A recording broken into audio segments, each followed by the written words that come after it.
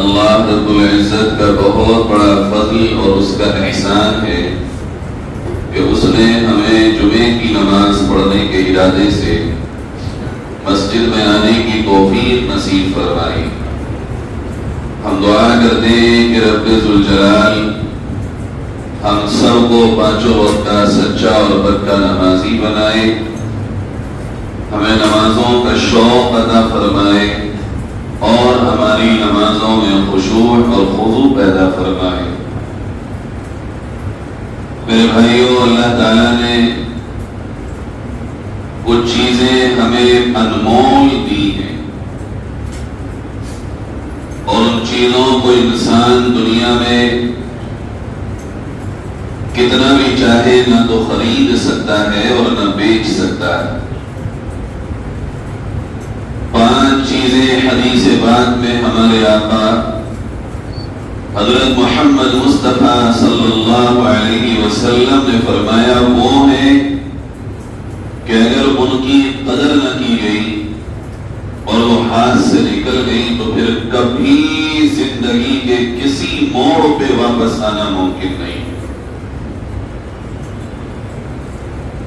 چیز کی وقت رہتے ہوئے قدر کی جائے اور جو اس کا حق ہے وہ حق ادا کیا جائے، اس سے جو فائدہ اٹھانا چاہیے وہ فائدہ اٹھایا جائے۔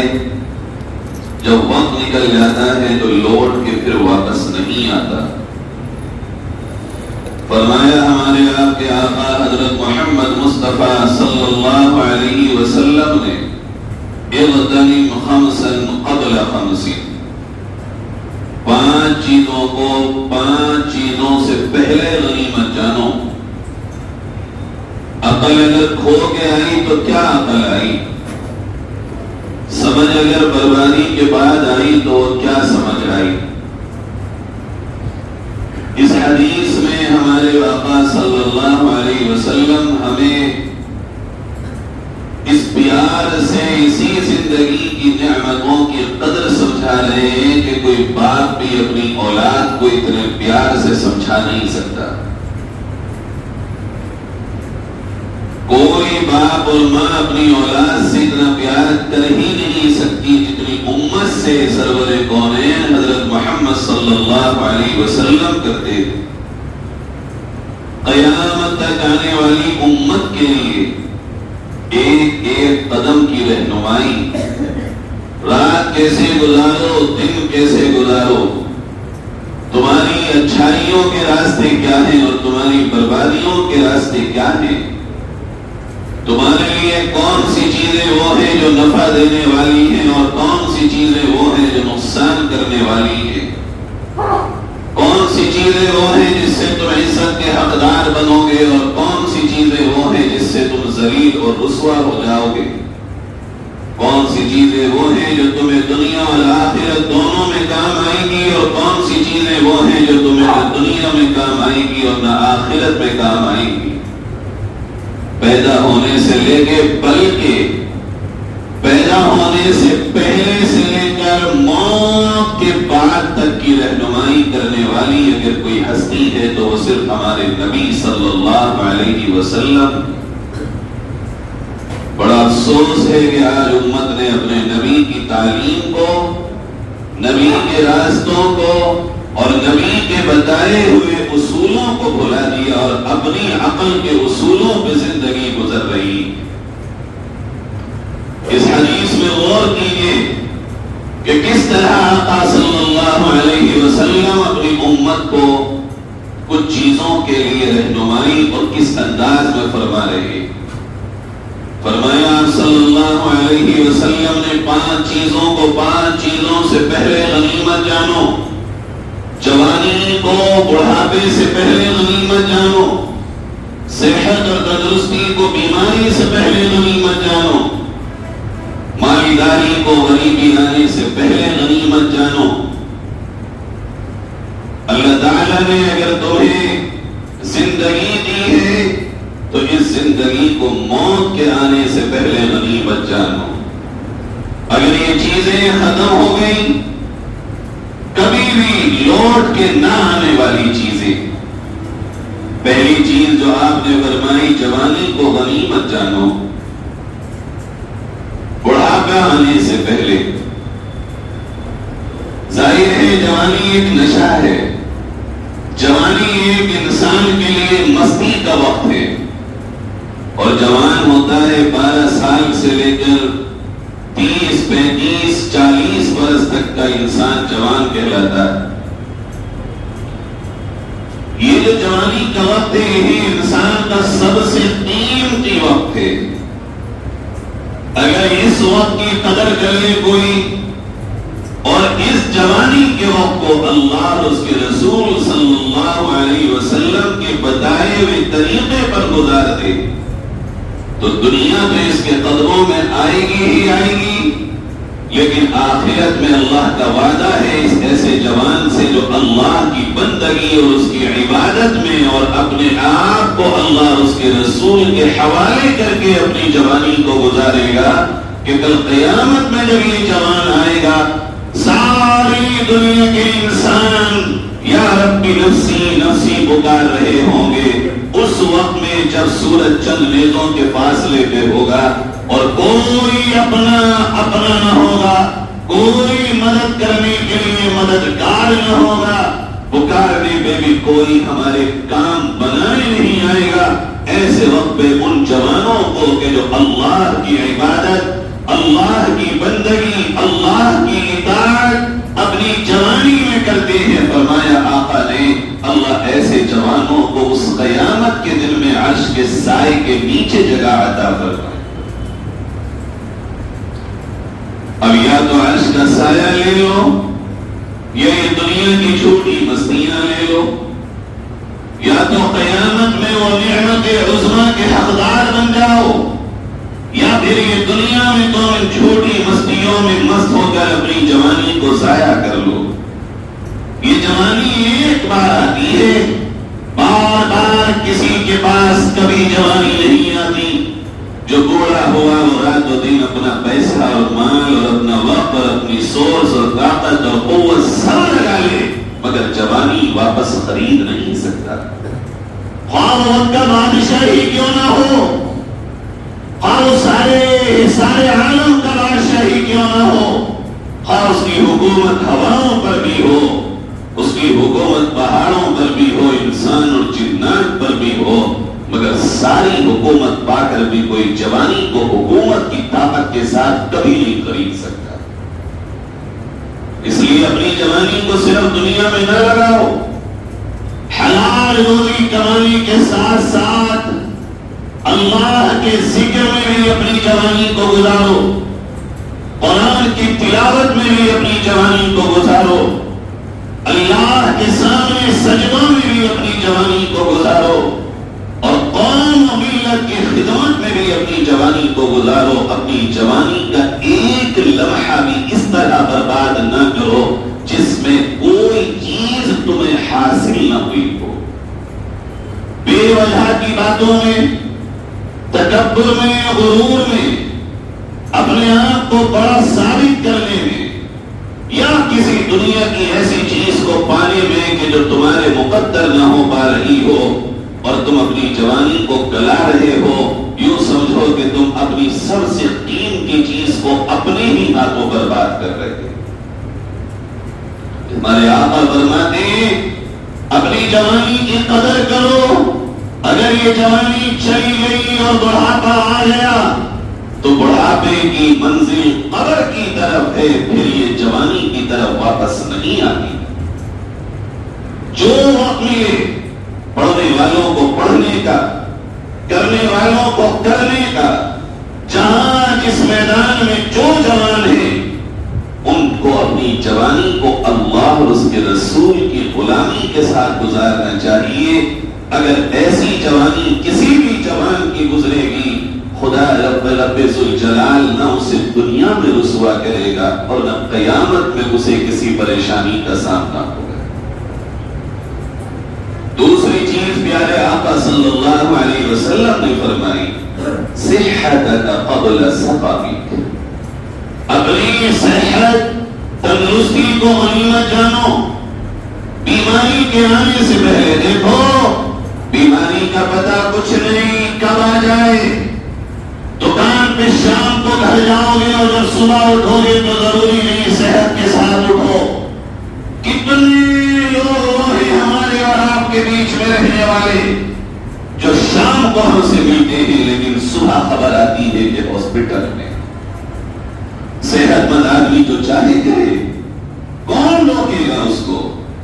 صحت مند آدمی کے بازوؤں میں طاقت، پیروں میں قوت، اس کے عزائم میں قوت، وہ جو چاہے گا کر لے گا. بیمار انسان خود اپنے کاموں میں دوسرے کا محتاج ہے، وہ کیا کر پائے؟ اگر کسی کو کچھ بیماری ہے اس بیماری کے ساتھ جو صحت ہے اسی کو غنیمت جانو. جو بھی جس کو جتنی صحت ملی ہو ہائے توبہ کر کے اپنی اس صحت کے وقت کو برباد مت کرو. جتنا آج ہے سوچو اگر یہ بیماری اور بڑھ جائے تو تمہارا کیا حشر ہوگا. بھائی بیمار تو وہ بھی ہیں جو ہاسپٹلوں میں وینٹیلیٹر پہ ہیں، وہ بھی ہیں جو کھا کچھ نہیں پا رہے ہیں، وہ بھی ہیں جن کو ڈاکٹر نے یوں کہا کہ پانی نہ پلانا، اگر پلا دیا تو مزید بیمار ہوں گے. اگر کسی کو صرف پانی بھی پینے کا مہلت اللہ نے دی ہے تو یہ اس کے لیے غنیمت وقت ہے کہ یہ غذا اس کے پیٹ میں جا رہا ہے. ابھی ہمارے رشتے داروں میں صاحب کا انتقال ہوا، مہو نگر ایک گاؤں ہے، وہاں تمام رپورٹس کرا لی، کوئی دنیا کے رپورٹس ایسی نہیں جو ڈاکٹروں نے بولا اور انہوں نے نہ کرائی ہو. مرض ہی ہاتھ نہیں آیا اور موت بھی ہو گئی. کیا سمجھے؟ ضروری نہیں ہے کہ جو بیماری آئی ہے یہ دنیا پتہ بھی لگا سکے. دنیا میں تو بہت چھوٹی سی بیماریوں کی معلومات حاصل کی ہے. بیماریاں تو اللہ کی طرف سے آتی ہیں اور صحت بھی اللہ کی طرف سے آتی ہے.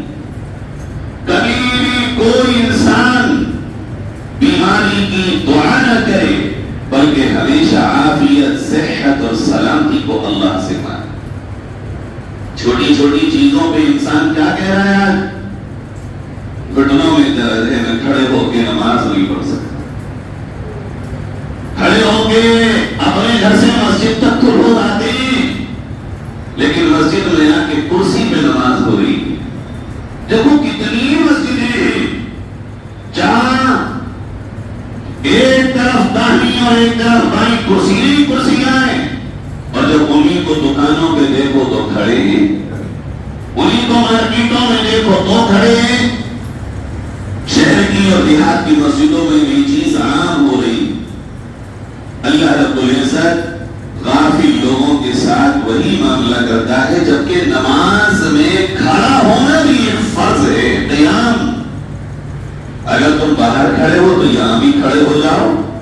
کم سے کم درجہ یہ ہے کہ نماز میں قیام کا فرض تو تم سے نہ چھوٹے. یا زمین پہ بیٹھ کر نماز پڑھو. نماز عاجزی، انکساری، تواضع اور اللہ کے سامنے اپنے آپ کو بے حیثیت کرنے کا نام ہے. سجدہ اس میں آخری چیز ہے. جب انسان اپنے آپ کو سجدے میں رکھتا ہے کہتا ہے رب اب میری کوئی اوقات، کوئی حیثیت، کوئی وقت، کوئی عزت نہیں، سب کچھ تیرے سامنے ڈھیر ہو چکا. اس لیے کوئی بھی ایسی ادا اللہ نے اگر ہمت دی ہے تو مت اختیار کیجئے جو آپ کی صحت سے ٹکرا رہی. اپنی صحت کی قدر کر لو، مت کرو ناقدریاں. ناقدری میں یہ بھی ہے آرام شراب کھانا جس سے انسان بیمار ہو، وہ غذاؤں کو کھانا جان بوجھ کر جس سے بیماریاں آتی ہوں. کھانے کو اس وقت پہ کھانا جس کے کھانے کے بعد بیماریوں کے آنے کے خطرات ہوں. یہ بھی صحت کو برباد کرنے کے گناہوں میں ایک گناہ ہے.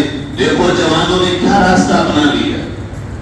سارا fast food, noodles, momos, chips, fry, یہ تمام وہ کھانے ہیں جوان انسان کو بوڑھا کر دیں. یہ جوان اسی پہ لگا پڑا ہے. اپنی ماں کے پکے ہوئے، اپنی ماں کے ہاتھوں سے پکا ہوا کھانا اسے اچھا نہیں لگا. تجھے کیا پتا تیری ماں کے ہاتھوں سے پکے ہوئے کھانے کی حیثیت کیا ہے. جس دن یہ ماں نہ ہوگی، جس دن تیرے گھر میں تجھے آواز دے کے بلانے والی نہ ہوگی، تب تجھے احساس ہوگا کہ میں نے کون سی نعمت کے ہاتھوں کا بنا کھانا چھوڑ کر ان غلیظ ہوٹلوں پہ کھانا کھایا. تمہیں کیا پتا کیا بن رہا ہے وہاں، کیا ڈل رہا ہے وہاں. کتنے ہوٹل وہ ہیں جو ٹیسٹ کے لیے افیم اور گانجا اپنے کھانوں میں ملا رہے ہیں. اس کی تحقیق ہو چکی ہے تاکہ انہیں ٹیسٹ آئے، انہیں فریش محسوس ہو، ان کے اندر انرجی ڈیولپ ہو. اور پھر کسی ہوٹل کا کھانا کسی کے منہ کو لگ رہا ہے اور کنٹینیو لگاتار وہ ہوٹل پہ جا رہا ہے. تمہیں جوانوں نہیں پتا تمہارے باپ دن بھر کس طرح محنت مزدوری یا دکانوں پہ کھڑے ہو کے یا آفسوں میں بیٹھ کر اپنا پسینہ بہا کر اور اپنے دماغ کو خرچ کر کے تمہارے بھی لیے، تمہاری آبادی، تمہاری ہی مستقبل کی تیاریوں کے لیے یہ پیسہ لے کے آتے ہیں جسے تم اپنی ہی صحت پہ برباد کر دیتے. کھاؤ فروٹس کھاؤ، کس نے منع کیا؟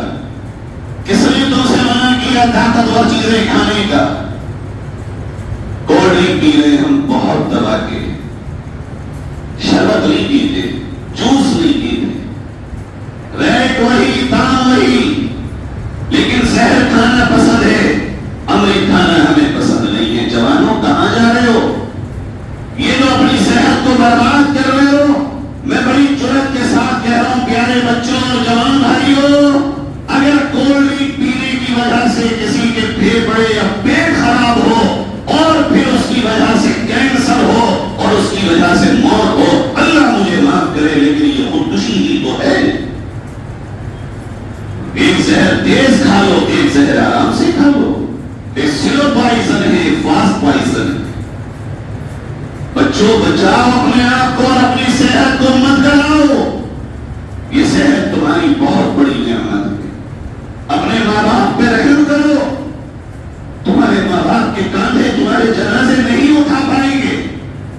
اپنے ماں باپ کو اس نوعیت پہ لا کے کھڑا مت کرو کہ تمہاری جوانی میں وہ ہاسپٹل میں تمہاری ہی تیمارداری کرنے پہ مجبور ہو جائے. وہ اپنے بچے کو ہاسپٹل میں وینٹیلیٹر پہ یا آکسیجن پہ دیکھیں، تمہیں اس باپ کے اور ماں کے درد کا اندازہ نہیں ہو سکتا. اس کا کلیجہ پھٹتا ہے جب اپنے جوان بچے کو وہ اس طرح دیکھتا ہے. اسی طرح جوانی اور صحت کی بربادی میں زنا بھی ہے. اپنی خواہشات کو ناجائز طریقے سے پورا کرنا، خواہ وہ زنا ہو خواہ وہ ہاتھ کے ذریعے ہو. میں بڑی کھل کے سمجھاتا ہوں پیارو، یہ ابھی تم اپنی جوانی کو برباد کر رہے ہو. کل جب تم اپنے صحیح وقت پر آؤ گے اور تمہاری جوانی ضائع ہو چکی ہوگی، اس وقت سوچو کہ تم کہاں کھڑے ہو. اس وقت تمہاری پنچایتیں ہو رہی ہوگی، اس وقت تمہاری بیویوں سے طلاقوں کی نوبتیں آ رہی ہوگی.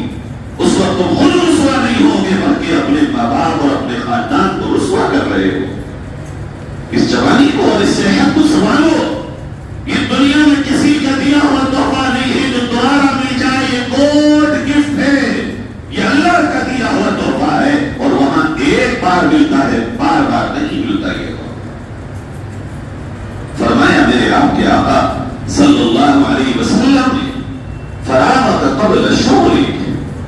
تیسری چیز جو وقت میں خالی مل گیا ہے اسے غنیمت جانو مشغول ہونے سے پہلے. اگر تمہارے پاس گھنٹے 2 گھنٹے 3 گھنٹے فری ہیں تو انہیں یہ نہ سمجھو کہ یہ ہمیشہ فری ہوں گے. میں نے اپنی اس چھوٹی سی زندگی میں کتنی پنچایتوں میں بیٹھ کے بوڑھے ماں باپ کو خالی وقت میں روتے ہوئے دیکھا ہے. اگر خالی وقت میں ہنسنے کے لیے ملا ہے تو اس کی قدر کرو. گانے سن کے، چوری کر کے، جھوٹ بول کے، کسی کے الزام لگا کے اپنے وقت کو برباد نہ کرو بلکہ اس وقت کو کامیاب کرو. یا تو کسی بندے کے بندہ کام آئے یا پھر اللہ کی عبادت کرے. خدمت میں لگ جاؤ یا تو کسی کی خیریت لینے چلے جاؤ، رشتے ناتوں کو جوڑو. ہو سکتا ہے کل تم چاہو یہ کام نہ کر سکو، تم اپنے خالی وقت کا استعمال نہ کر سکے۔ سنبھل میں ہمارے ایک رشتے دار تھے، ہمارے ماموں کی طرف تھے، ان کی 5 یا 6 اولادیں ہوئی، ان میں سے 2 یا 3 پوری 4 ہاتھ پیروں کی اپارج۔ میں بتا رہا ہوں مشغولیت اور فراغت، خالی وقت اور بزی ٹائم۔ ابھی ہمارے ایک آئے تھے، انہوں نے مجھے واقعہ سنایا میرے والد کے ماموزاد بھائی نے کہ ایک بار جب میں ان کے گھر گیا تو ان بچوں کی ماں رونے لگی اور کہنے لگی حاجی جی اب یہ بچے جوان ہو گئے، بڑی شرم آتی ہے انہیں لیٹرین پیشاب کراتے، اور 24 گھنٹے کی میری سروس ہے، اپنے گھر جانے کا بھی مجھے وقت نہیں۔ اب تو اللہ ان کے لیے خیر کا فیصلہ کر، جب اللہ کسی کو بزی کرنا چاہے تو ایسے انداز میں بھی بزی کر دیتا ہے کہ پھر وہ اپنے آپ میں توڑتا بھی ہے اور وقت بھی نہیں نکالتا۔ اللہ کے لیے ہم میں سے کسی کے ساتھ یہ مرحلہ نہ ہے۔ میں بڑا تکلیف محسوس کرتا ہوں جب گلچھرے اڑاتے دیکھتا ہوں اپنے مسلمان بزرگوں کو۔ گلچھرے سے مراد چوپالوں پہ بیٹھ کے خالی ہوتے میں وقت برباد ہو رہا ہے، چراہوں پہ بیٹھ کے خالی باتوں میں وقت برباد ہو رہا ہے، بلکہ ہمارے کچھ مسلمان تو وہ ہیں جنہوں نے صبح سے شام تک میں کسی ایک کو نہیں کہہ رہا ہوں، پوری مسلمان جماعت ہے جو ہو جہاں ہو، بے مقصد بیٹھنا ہے صبح سے شام تک۔ بہت سے ہمارے بھائی جاننے والے وہ ہیں جو خالی دور دور کے ہاتھوں سے شہر اس لیے آتے ہیں بے کام بے مقصد کہ چلو شہر چلیں گے، کہاں بیٹھیں گے؟ صرف لائن پہ چائے کے ہوٹل پہ۔ کیوں آئے تھے؟ بس وقت گزارنے آئے تھے۔ کیوں آئے تھے؟ دل نہیں لگ رہا تھا اس لیے آئے تھے۔ یہاں پہ مجلس ہوتی ہے، تمہیں نہیں پتا کہ جب وقت تمہارا یہ گزر جائے گا تو مجلس والے بھی تمہیں یاد نہیں کریں، کوئی پوچھنے والا نہیں۔ یا تو کماؤ حلال، محنت کرو، خدمت کرو، عبادت کرو، کچھ نہ ہو تمہارے پاس کم سے کم کچھ سیکھ لو اپنی آخرت کے واسطے اور دنیا کے واسطے۔ علم آخری دم تک سیکھا جا سکتا ہے، اس میں بچپن جوانی بڑھاپے کی کوئی قید نہیں۔ اب تو یہ سیکھنا اتنا آسان ہو گیا کہ موبائلوں پر ہے، کسی اچھے عالم کی تقریر سن لو، کسی کی نعت سن لو، قرآن کی تلاوت سن لو، اور اگر تمہارا دل مچلتا ہو تو کعبے کو لائیو دیکھ لو، پیارے آقا کے روزے کو دیکھ لو، وہاں کی تلاوت سن لو۔ اپنے وقت کو کامیاب بنانے کے ایک راستہ نہیں، سینکڑوں راستے ہیں۔ برباد کرنے کا ایک راستہ ہے، جہاں چاہے بیٹھ جاؤ، بھول جاؤ اپنے آپ۔ چوتھی چیز میرے آپ کے آقا صلی اللہ علیہ وسلم نے فرمائی، غناک قبل فقرک، اپنی مالداری کی قدر کرو غریبی آنے سے پہلے۔ کیا مطلب؟ مالداری آئی ہے لیکن سدا کسی کے پاس نہیں رہی۔ بڑے بڑے نواب اور اس شہر کا نواب بھی ختم ہوا، زمینیں بک رہی ہیں، بٹوارے کے مقدمے ہیں، کہاں گئی وہ دولت، کہاں گیا وہ اتنا بڑا مالو دولت کا انبار؟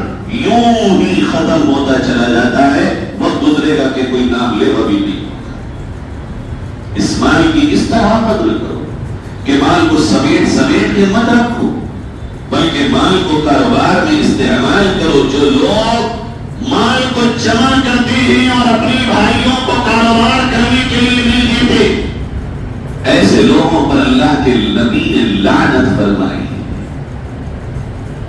یہ جو مالدار کے بارے میں سنا ہے کہ اس کو نیند نہیں آتی، وہ نیند نہیں، وہ نبی کی لعنت کی نحوست ہے جو اس کے دماغ میں چھا جاتی ہے۔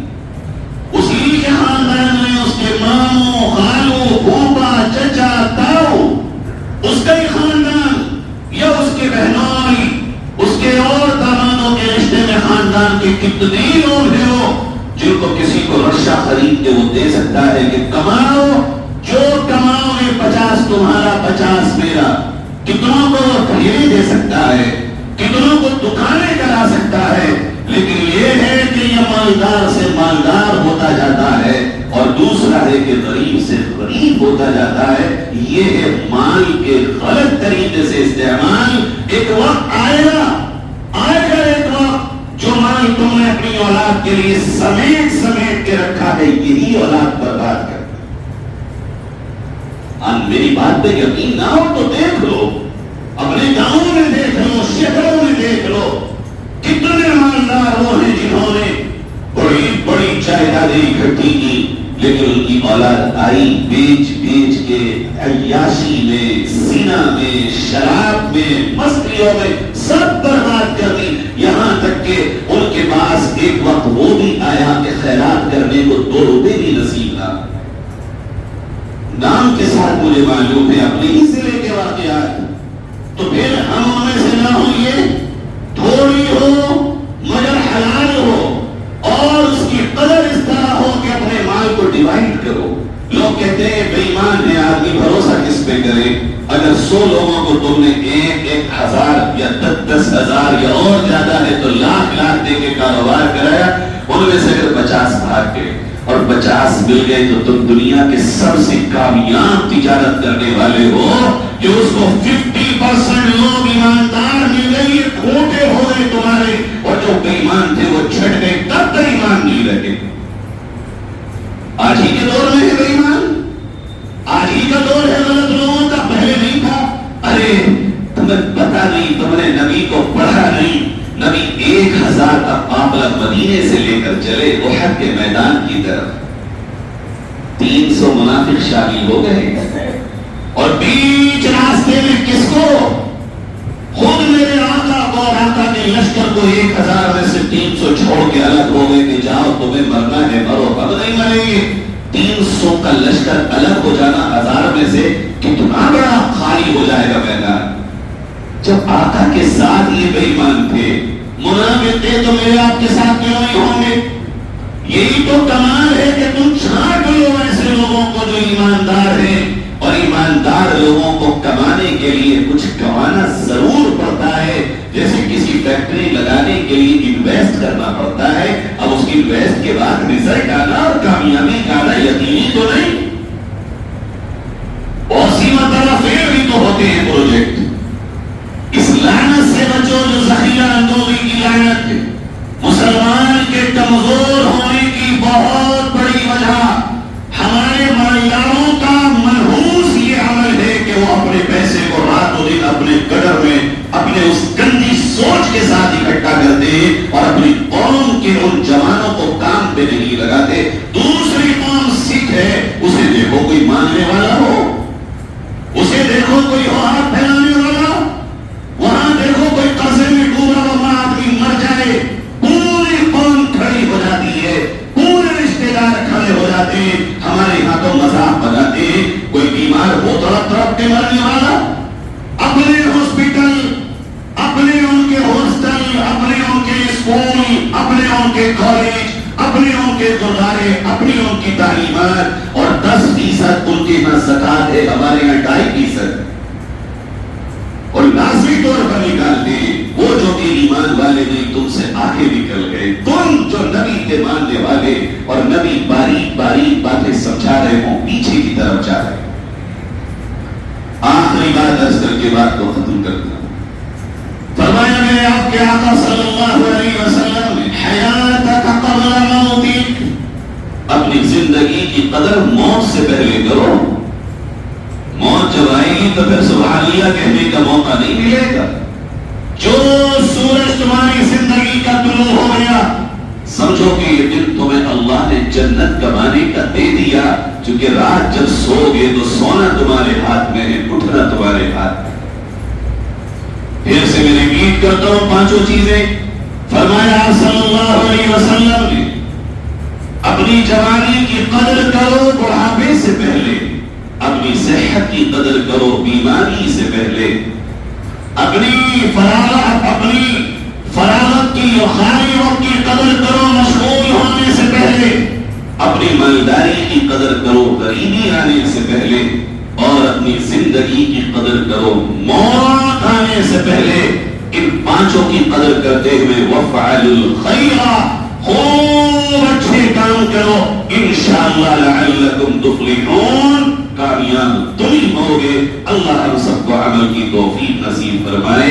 وآخر دعوانا الحمدللہ رب العالمین.